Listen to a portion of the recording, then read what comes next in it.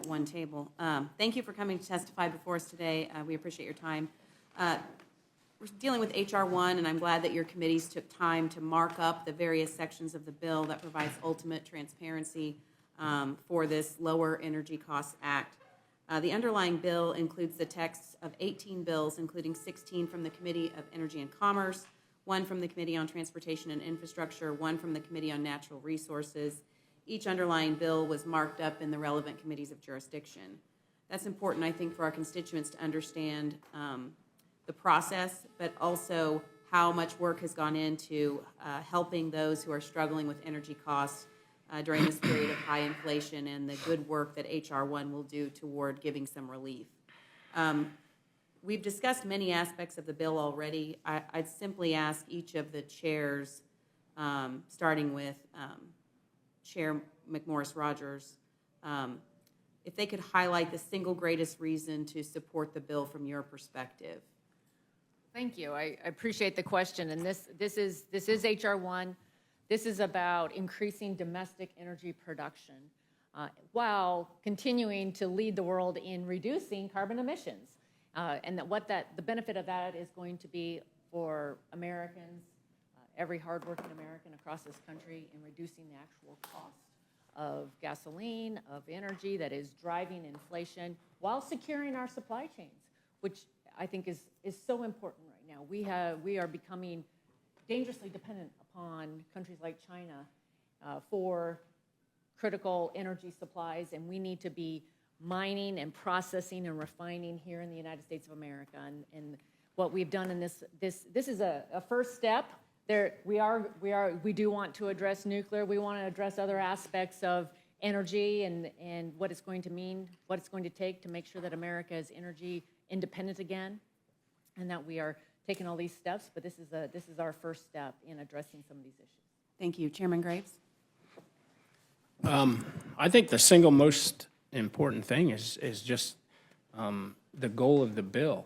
My constituents in my district, we've had a very cold winter, and the constituents in my district are paying twice as much, or in some cases 3 times as much, to heat their homes this winter, and it's destroying them.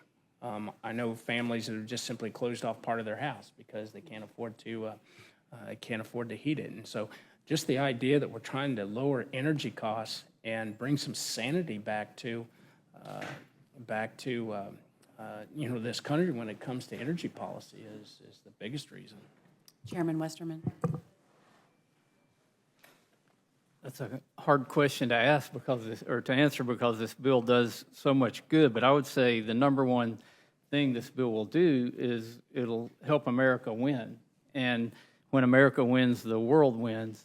And if we look at that in a little more detail, in our commitment to America, the Republican commitment to America, we said we wanted energy independence, we wanted to promote national security, we wanted to end Chinese supply chains. This bill hits the trifecta on that.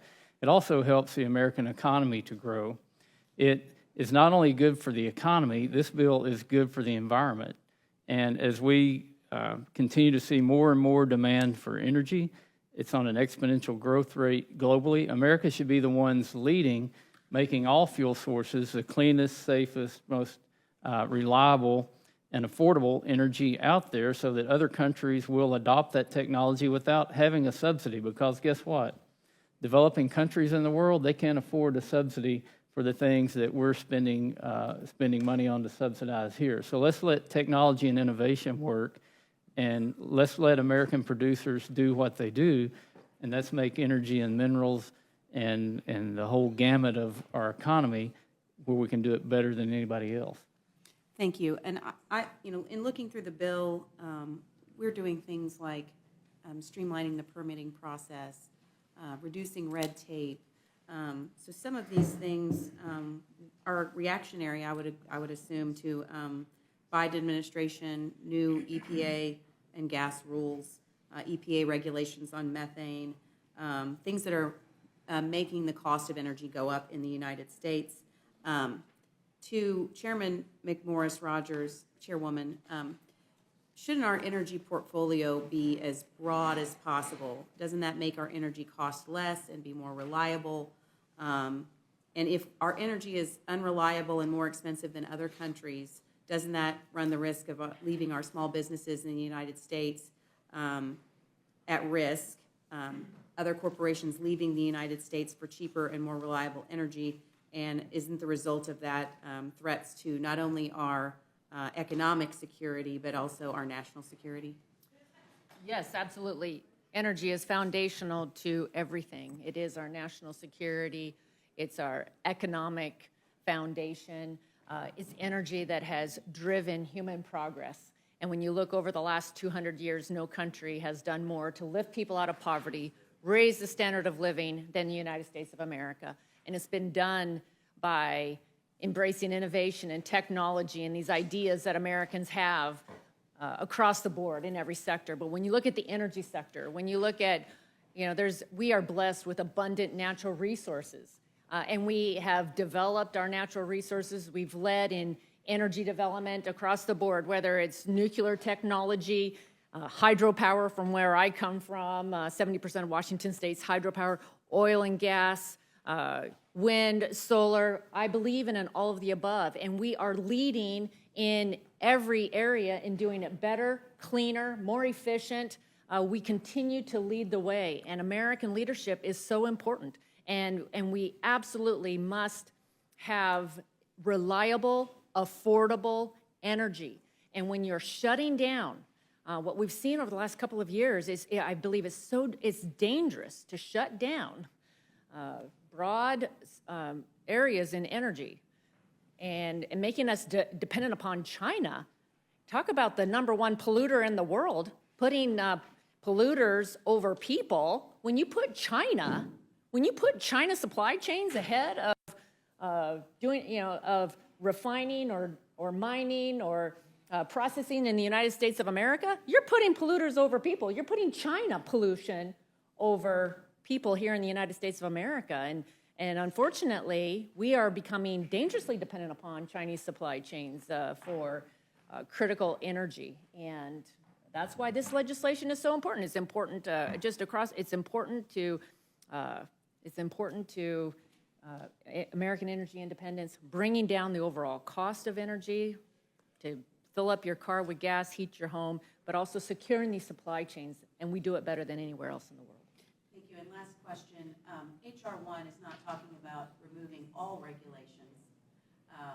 We're just talking about removing the most burdensome regulations that are costing the American taxpayer and American small business owners, and trying to unleash our own American energy to provide some relief. Is that correct? Yes, maybe I'll take the first stab at this one, but just we are maintaining our high environmental standards, clean air, clean water. What we're doing is removing duplication, streamlining the process. When it takes years, on average 7 years if a federal money's involved into permitting anything, it's the number one barrier to building anything, manufacturing anything in the United States of America, is the permitting and the regulatory climate in our country. We can do it better. We can maintain our environmental standards while getting projects built, and that's going to benefit people and our economy. Yeah, and I'll go one better than that on the Natural Resources Committee. We're not removing any environmental regulations. I talked about this a little bit earlier on the NEPA process. There are 3 routes you can go. You can go through a categorical exclusion, but there's still a process you go through. We're not adding any new categorical exclusions. You can go through an environmental assessment, which is not quite as detailed as an environmental impact statement, which is the 3rd route. We're not changing any of that. All we're doing is asking the agencies to do the permits in a timely process. We're trying to streamline it where there's one agency in charge. And we're not talking about months or even years. We're talking about decades that it takes to go through some of these NEPA processes. The mines in Minnesota, where we've got the largest deposits of cobalt, which would, by the way, offset child slave labor in Chinese-owned cobalt mines in the Congo if we would develop our own cobalt. They've been in the process for over 2 decades trying to permit those mines, and the Biden administration pulled the lease on it. It's about streamlining the process getting the results that are intended from environmental permitting, but doing it in a way where you can actually build something. And again, it's not just mining and oil and gas, it's roads, it's bridges, it's navigable waterways, it's ports, it's everything that the federal government touches. If there's a nexus, then it's subject to a NEPA permit, and we want to streamline that process. So we don't have to choose between pollution and power generation? We will actually make the earth a better place. We will make it cleaner, and you know, if you're concerned about climate, about carbon in the atmosphere, H.R. 1 makes that better. It reduces carbon emissions. When you look at the global impact of carbon, when we do it here, we do it better. And we're lowering carbon emissions where the rest of the world's increasing.